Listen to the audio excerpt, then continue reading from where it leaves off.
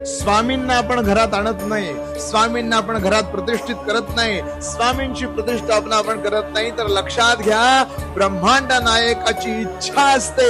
स्वामी समर्थ महाराजांची ज्यांना आपण परब्रह्म म्हणतो त्या भगवंताची इच्छा असते, म्हणून या सगळ्या गोष्टी होतात. महाराजांचं लक्ष असतंय म्हणून आपण त्यांची सेवा करू शकतो. महाराजांची इच्छा असते म्हणून आपण त्यांना देवाऱ्यात बसवू शकतो.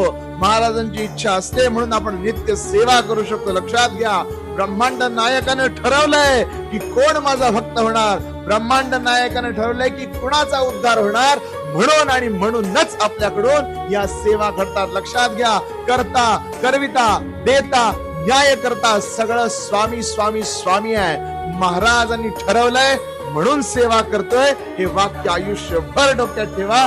कधीही गर्व, कधी ईर्ष्या, कधी दंभ मनात येऊन स्वतःची सेवा वाया जाणार नाही. श्री स्वामी.